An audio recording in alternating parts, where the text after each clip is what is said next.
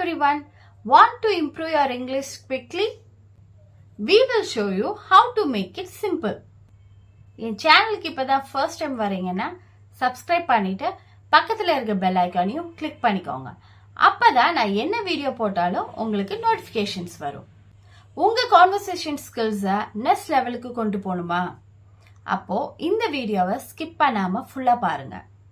இந்த வீடியோல simple present, past, future tense பத்தி எக்ஸாம்பிள்ஸோட பார்க்க போறோம். உங்களோட டெய்லி ஹேபிட்ஸை பெர்ஃபெக்ட் இங்கிலீஷ்ல பேசணுமா? அப்போ இந்த சிம்பிள் பிரசன்ட் டென்ஸை உங்களோட ரெகுலர் ஹேபிட்ஸ்ல எப்படி யூஸ் பண்ணலான்னு கத்துக்கோங்க. வாங்க எப்படின்னு பார்க்கலாம். Present tense. ப்ரெசன்ட் டென்ஸை நம்ம எங்கெல்லாம் யூஸ் பண்ணுவோம்னு சொல்லிட்டு பார்க்கலாம். Number 1, use for habits and routines. Rules என்ன ஃபாலோ பண்ணோன்னா, use the base form of the verb. அப்படின்னா வாக், ரன், ப்ரஷ், டெல் இந்த மாதிரி வேர்ப்ஸ் எல்லாம் யூஸ் பண்ணணும்.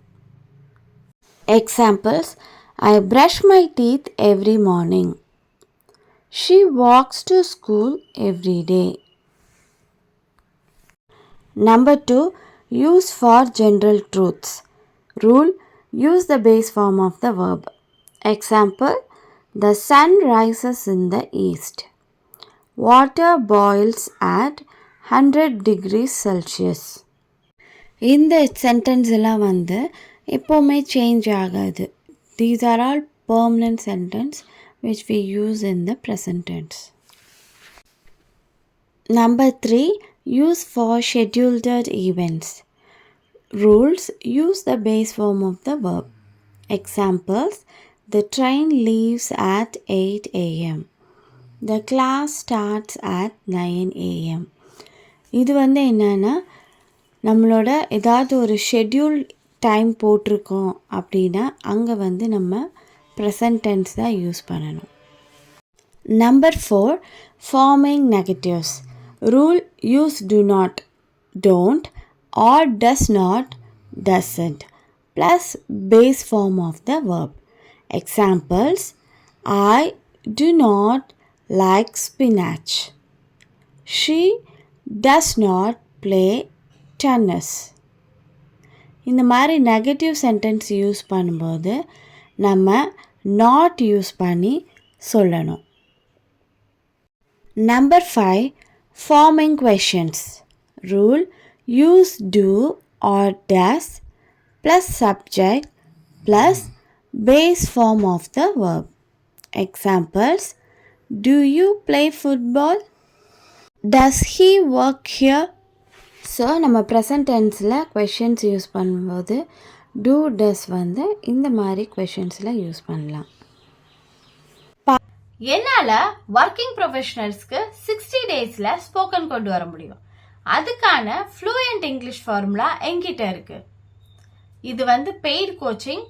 உங்களுக்கு இன்ட்ரெஸ்ட் இருந்தா இந்த மெயில் ஐடிக்கு மெயில் பண்ணுங்க, நான் உங்களுக்கு டீச் பண்றேன். Number 2, simple past tense. நேத்து என்ன நடந்துச்சுன்னு கரெக்டான இங்கிலீஷ்ல பேசணுமா? அப்போ பாஸ்ட் டென்ஸை எப்படி சென்டென்ஸ்ல யூஸ் பண்ணலாம்னு சொல்லிட்டு கத்துக்கோங்க. வாங்க எப்படின்னு பார்க்கலாம். பாஸ்ட் டென்ஸோட யூசேஜஸ் பார்க்கலாம். Number 1, regular verb. Rule: add ed to the base form of the verb. Example: I walked to the store. She played soccer yesterday. Note: if the verb ends in e, just add d. He smiled at me.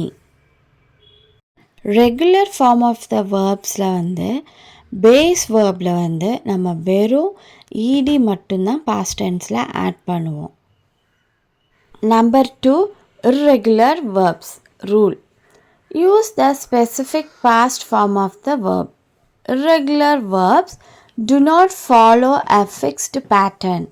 Examples: I went to the park. She took the bus. So இதோட base verb go வந்துச்சுன்னா அங்கே went use பண்ணணும். take வந்துச்சுன்னா past form took use பண்ணணும். Number 3, Forming negatives. Rule: use did not, didn't plus base form of the verb. Examples: I did not watch the movie. He did not finish his homework. So past ஃபார்மில் வந்து not use பண்ணி sentence இந்த மாதிரி தான் frame பண்ணணும். Number 4, forming questions. Rule: use did plus subject plus base form of the verb. Examples: did you see the show? Did they arrive on time? So past ஃபார்மில் நீங்கள் questions கேட்கும்போது இந்த மாதிரி தான் டிட் யூஸ் பண்ணி questions கேட்கணும். Number 3, future tense. உங்களோட future பிளானை எப்படி கரெக்டான இங்கிலீஷில் பேசுறதுன்னு தெரியலையா? அப்போது ஃபியூச்சர் டென்ஸ் யூஸ் பண்ணி எப்படி பேசலான்னு கற்றுக்கோங்க. வாங்க பார்க்கலாம். ஃபியூச்சர் டென்ஸோட யூசேஜஸ் என்னெல்லான்னு பார்க்கலாம். Number 1, using will or shall for normal usage. Rule: use will plus base form of the verb. Example: I will call you later. She will finish her homework tonight. So will வந்து இந்த மாதிரி future form of the sentencesல வந்து use பண்ணலாம். Number 2, using going to for plans and intention. Rules: use am, is, are, going to plus base form of the verb. Example: they are going to visit their grandparents next weekend. He is going to start a new job in September. So going டுவை வந்து இந்த மாதிரி future டென்ஸில் வந்து use பண்ணலாம். Number 3, forming negatives. Rule: will not, won't or am, is, are, not, going to. I will not be there tomorrow. She is not going to attend the meeting. So இது future டென்ஸுங்கிறதுனால will not, will use பண்ணும்போது not negative form இப்படி use பண்ணணும். இப்போ be verbs use பண்ணும்போது she is not going to இந்த மாதிரி யூஸ் பண்ணணும்.